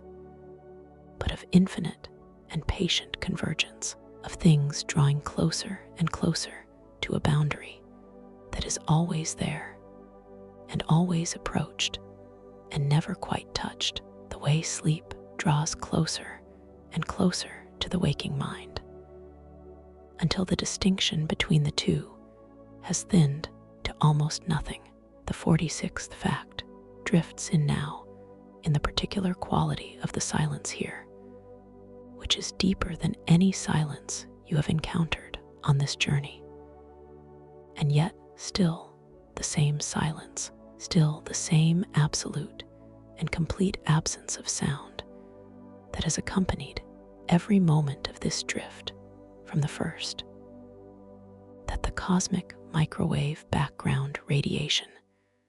the faint afterglow of the Big Bang itself, permeates every cubic centimeter of the universe, including this one, a bath of microwave photons so uniform and so ancient that it represents the oldest light in existence, the light released approximately 380,000 years after the Big Bang, when the universe had cooled enough for electrons and protons to combine into neutral hydrogen for the first time, and the universe became transparent to radiation for the first time, releasing a flood of light that has been traveling and cooling and redshifting ever since, stretched by the expansion of space from visible light into microwaves over the course of 13.8 billion years, so that even here, even at the edge of a black hole in the heart of an ancient galaxy, you are bathed in this faint and ancient warmth, this fossil light from the very beginning of everything, the universe's oldest and most patient gift to every corner of itself. Your 47th fact comes to you now as a deepening of the dark ahead, that the event horizon of this black hole, the boundary of no return, is not located at the center of the black hole, but is a surface surrounding the center, surrounding the singularity that lies within, and that the singularity itself, the point of theoretically infinite density at the heart of the black hole, is not a place in space, but according to the mathematics of general relativity, a moment in time, a future moment that becomes inevitable for anything that crosses the event horizon, meaning that inside a black hole, the roles of space and time are in a certain precise sense exchanged, so that the singularity is not somewhere you could turn away from or navigate around, but is instead the future itself, the unavoidable direction of time for anything within the horizon, which reframes the black hole entirely as not a trap in space, but a particular and extreme configuration of time, one in which the future has only one destination, and that destination is fixed and final and utterly, serenely beyond all concern or resistance. The 48th fact settles over you now like the last and heaviest and most welcome layer of warmth, that despite everything that general relativity tells us about the singularity, physicists widely believe that a complete theory of quantum gravity, a theory that does not yet exist, but that represents the deepest goal of theoretical physics, would resolve the singularity into something finite and describable, would replace the mathematical infinity at the heart of the black hole with something real and bounded and fully consistent with the laws of physics, meaning that even the most extreme and mysterious place in the known universe is understood to be, at its core, something ordered and lawful and ultimately comprehensible, something that the universe itself knows the answer to even if we do not yet. And that quiet confidence, that deep and patient trust in the ordered nature of everything is the most soothing and the most grounding feeling that science ever produces. The feeling that the universe is not chaos, but pattern, not noise, but music, not restlessness, but the deepest and most enduring rest. The event horizon is ahead of you now, and it is not what fear or fiction ever suggested it might be. It is not a wall, not a roar, not a violent and consuming edge, but simply a place where the dark is more complete than anywhere else you have ever been, a darkness so total and so pure that it feels less like the absence of light and more like the presence of something else entirely, something that has no name in any human language, but that the body recognizes the way, the body recognizes the moment just before sleep, the moment when the last thought softens and loses its shape and the boundary between the mind and the night becomes too thin to find. And your 49th fact of this long and beautiful and deeply restful sleep story is that the event horizon of a rotating black hole, which most black holes are believed to be, since the stars that formed them were themselves rotating and conservation of angular momentum, ensures that rotation is carried forward and amplified through the collapse, is not spherical in the simple way that a non-rotating black hole's horizon would be, but is instead slightly flattened at the poles and expanded at the equator, embedded within a region of space called the ergosphere, where space-time itself is dragged around the black hole's rotation, like the surface of water being stirred by something moving beneath it, a phenomenon called frame dragging, in which the very fabric of space is set into motion by the rotating mass within it, so that even light and matter that are not falling inward are nevertheless swept around the black hole, simply by existing in the space near it, caught in a current not of water, but of space-time itself, moving not because anything pushes them, but because the space they occupy is itself in motion, which is perhaps the most extraordinary demonstration of what it means to say that gravity is geometry, that mass shapes space, that the universe is not a stage on which things happen, but is itself a participant in everything that happens within it. Your 50th fact arrives now as a soft and golden threshold, that the temperature of the Hawking radiation emitted by this supermassive black hole, were it possible to measure it, would be so extraordinarily close to absolute zero, so many billions of times colder than the cosmic microwave background that fills the surrounding space, that it would be entirely undetectable by any instrument that exists or could reasonably be imagined, meaning that the black hole's slow and theoretical evaporation is for all purposes a thing of pure mathematics rather than observable reality, a whisper so faint that the universe itself cannot hear it, and that this extraordinary coldness, this temperature so close to the absolute minimum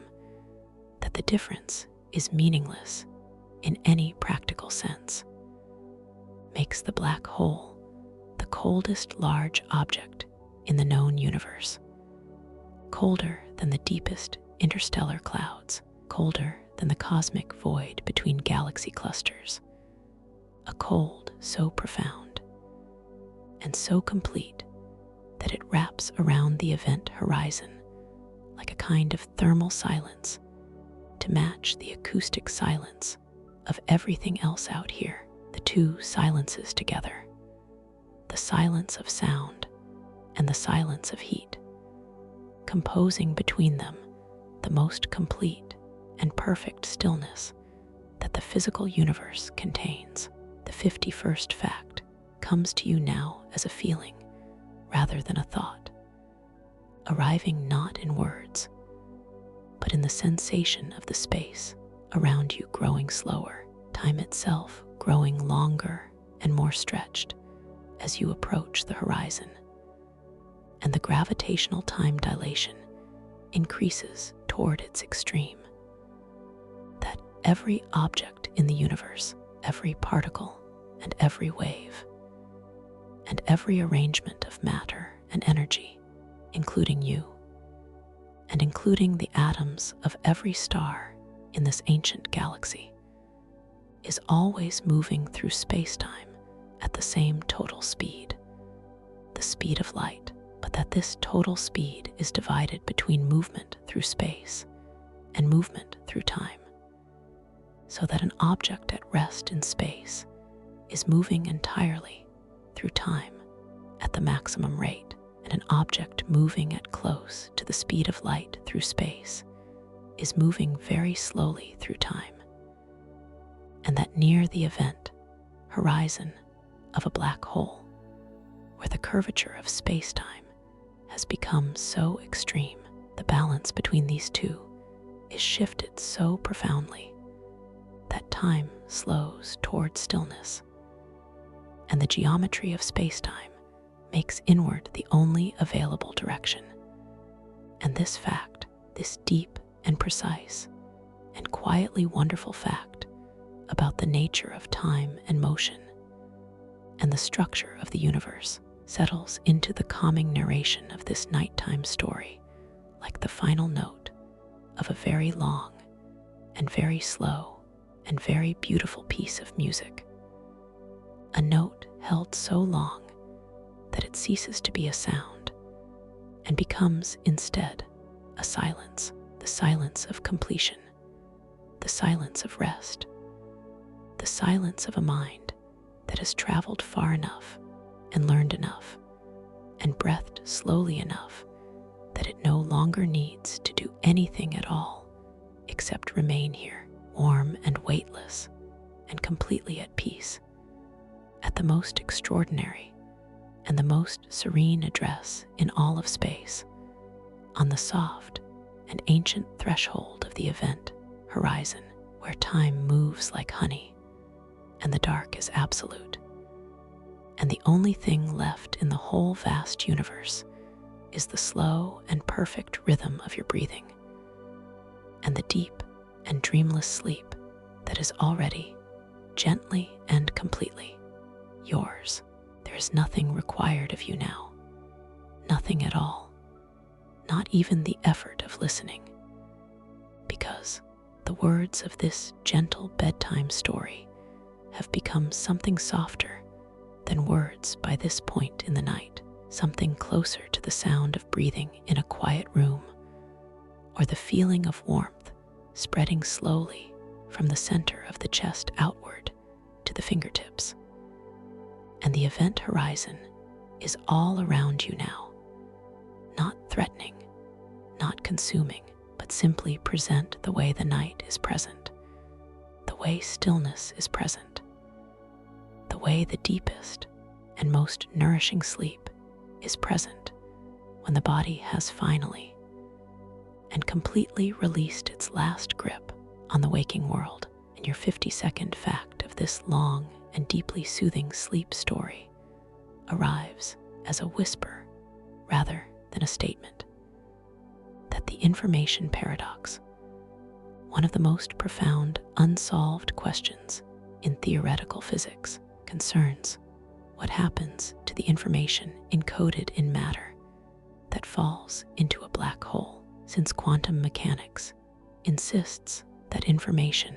can never be truly destroyed. And yet, the classical picture of a black hole suggests that everything falling past the event horizon is lost to the outside universe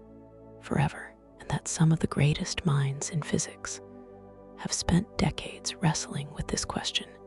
in a debate so deep and so patient and so fundamentally about the nature of reality that it has the quality less of a scientific dispute and more of a long and quiet meditation on what it means for something to exist, to persist, to remain itself across time and transformation.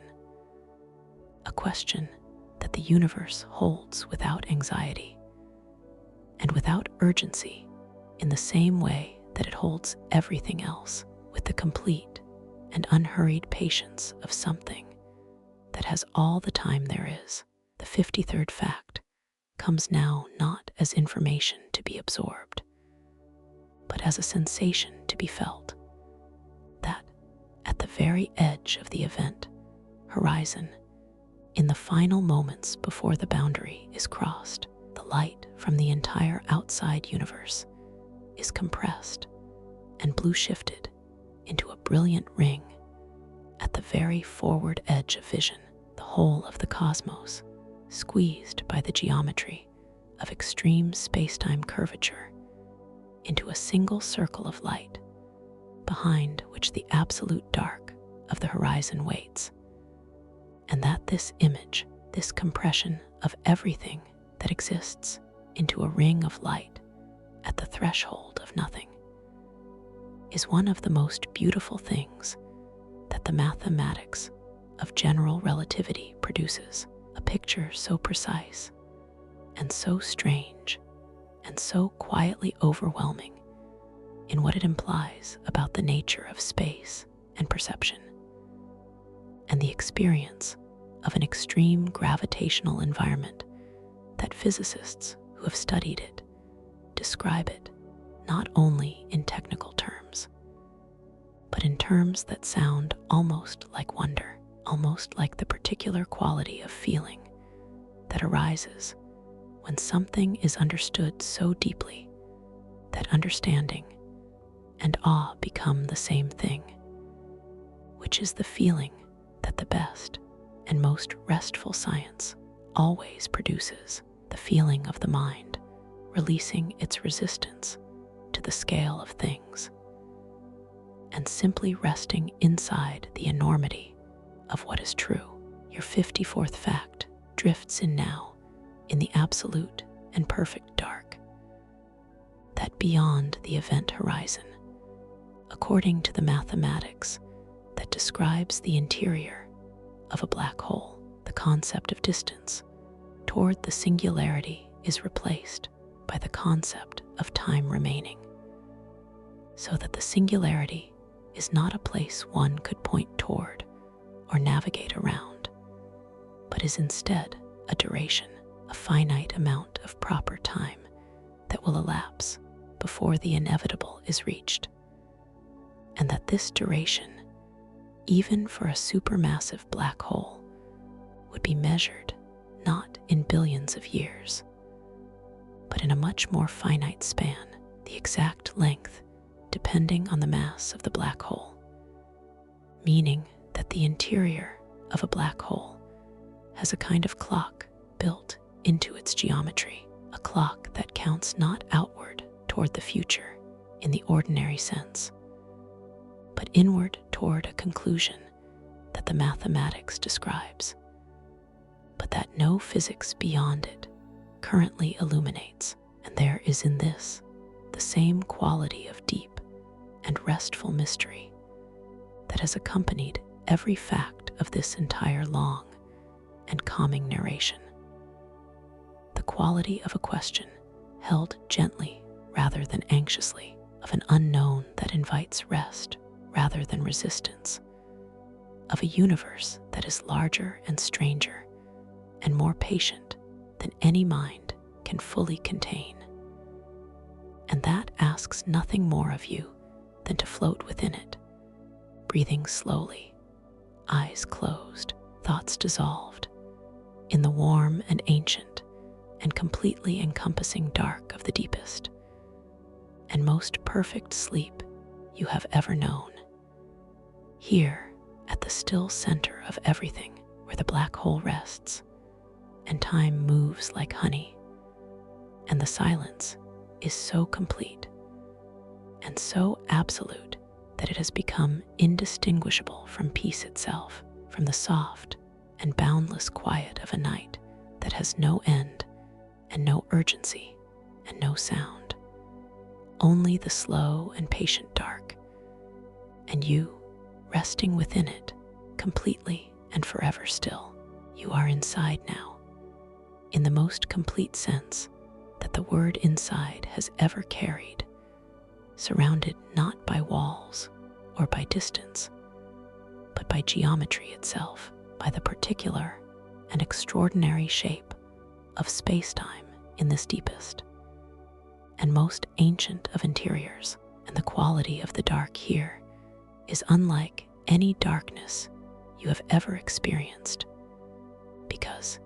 it is not the darkness of a room with the lights off or the darkness of a night without a moon,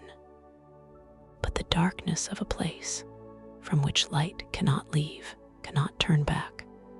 cannot do anything except continue inward at the same speed it has always traveled, faithfully and without deviation, following the only paths that space-time in this region allows. And your 55th fact of this long and deeply peaceful sleep story arrives as a quality of the surrounding geometry, that inside the event horizon of a black hole, the equations of general relativity that describe the curvature of space-time continue to hold, continue to operate with the same precision and the same elegance they exhibit everywhere else in the universe, meaning that even here, even in this most extreme and most hidden of all environments, the universe does not abandon its laws, but applies them with the same patient consistency it brings to the orbit of a planet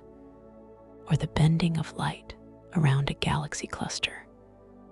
or the slow ticking of a clock on the surface of the earth. The same mathematics, the same geometry, the same deep and unwavering lawfulness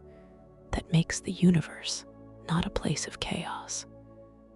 but a place of the most profound and enduring order, an order so complete and so consistent that even the interior of a black hole, even the most extreme environment that space-time can produce, is described and contained and understood within it. Your 56th fact comes now in the feeling of time itself, which here in the interior has a different texture from anywhere you have been before. A texture more like depth than like flow, more like the feeling of sinking slowly into something warm and soft than like the ordinary forward progression of one moment following another. That the experience of time for different observers in different gravitational environments is so different that physicists speak not of time as a single universal quantity, but of proper time, the time experienced along any particular path through space-time, and that the proper time experienced by someone at rest far from any massive object, and the proper time experienced by someone deep within a gravitational well are genuinely, physically, measurably different, not as a trick of perception or a failure of clocks, but as a real and fundamental feature of the universe, so that two people who began at the same moment in the same place and then separated, one remaining far from any mass and one descending deep into a gravitational field, would find on reuniting that genuinely different amounts of time had passed for each of them. Their ages different, their clocks different, their experience of the interval between the two moments authentically and irreducibly different, which means that time is not a river flowing at a constant rate through all of space, but is instead more like a landscape varying in its pace, the way a landscape varies in its elevation, slower in the valleys of deep gravity, faster on the plains of open space, and you are in the deepest valley now, where time moves at its most gentle and most languorous pace, where each moment is stretched to its longest and softest and most restful extent. The 57th fact drifts in now as a deepening warmth, that the tidal forces that would be experienced near the event horizon of a stellar mass black hole, which would be so intense as to stretch any approaching object in the direction of the singularity and compress it perpendicular to that direction in a process physicists call spaghettification, are for a supermassive black hole of billions of solar masses so weak at the event horizon that they would be entirely imperceptible at the moment of crossing, gentler than the tidal forces you experience on the surface of the Earth from the moon's gravity, meaning that the crossing of the event horizon of this ancient and enormous sleeping giant would feel like nothing at all, like the most seamless and the most gradual of transitions, like the transition from waking to sleep, which also has no precise moment, no clear boundary, no sensation of crossing, but only the quiet and retrospective knowledge that something has changed, that the world on this side is different from the world on the other side, softer and slower and darker and warmer, and more completely at rest than anything on the waking side ever quite managed to be. The way this calming narration has been different from the waking world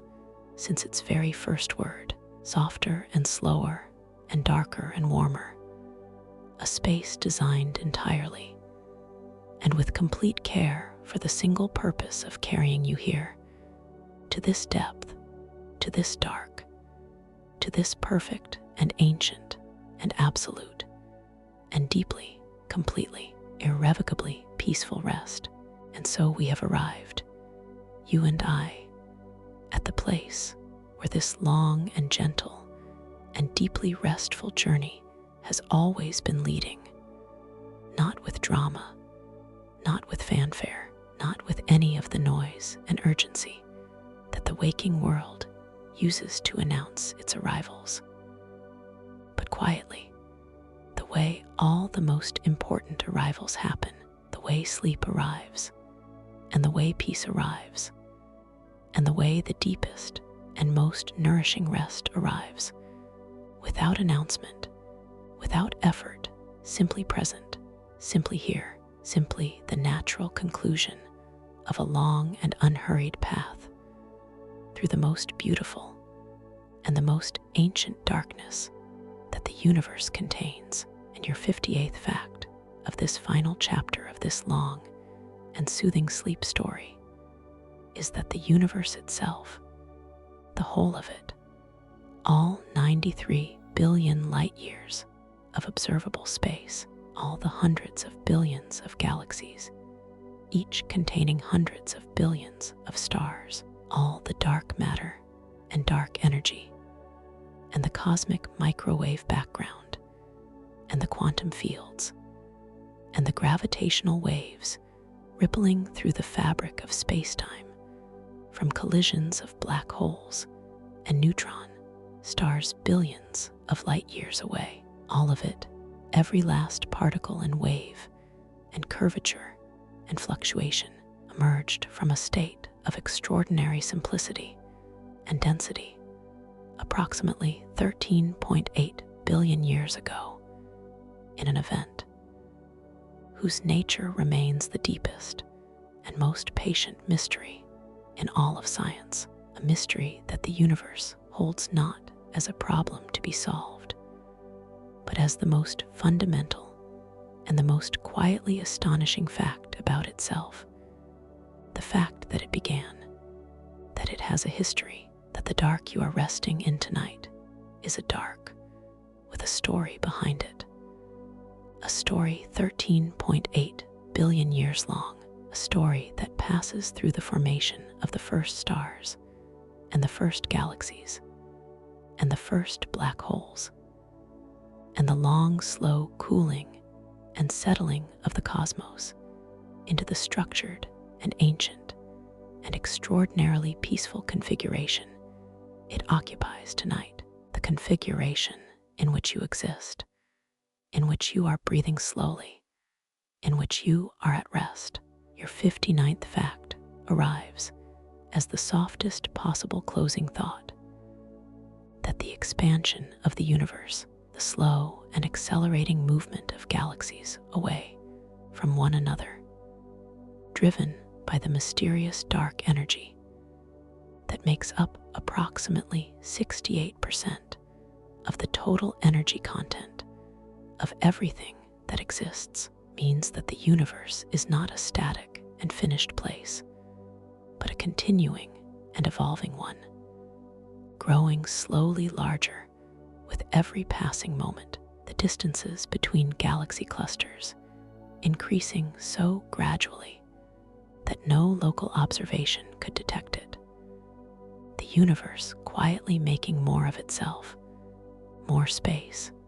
more distance, more of this same ancient and velvet dark that has accompanied every moment of this journey, and that surrounds you now in the most complete and most welcoming way. A dark that is not empty, but full of history and geometry, and the faint warmth of ancient light, and the invisible threading of dark matter, and the quantum whisper of fields in their lowest energy states. All of it at rest, all of it settled, all of it as quiet and as still and as deeply, enduringly peaceful as the sleep that has been holding you now for a long and beautiful time. And your 60th and final fact of this gentle bedtime story is simply this, that you are here, that you exist, that the atoms of your body were forged in the hearts of ancient stars and carried through billions of years of cosmic history to arrive at this precise arrangement, this particular warmth, this specific and unrepeatable configuration of matter and energy that is you, resting in the dark, breathing slowly, at the end of a long journey through the most extraordinary and the most serene science that the universe has to offer, and that of all the facts delivered tonight across all the vast and patient distances of this relaxing story. This one is the most quietly wonderful of all, that the universe, in all its 13.8 billion years of expansion and cooling and structuring and settling, produced something capable of wondering about itself, something capable of floating in the imagined dark between galaxies and feeling the slow pull of a sleeping black hole, and finding in all of it not fear, but peace, not smallness, but belonging, not the vertigo of vastness, but the deep and abiding comfort of knowing that you are part of something ancient and beautiful and endlessly still. This has been Sleepy Story Facts. Sleep well, sleep deeply, sleep for as long as the night will hold you. The black hole rests, the galaxy turns, the universe breathes its slow and ancient breath, and so do you.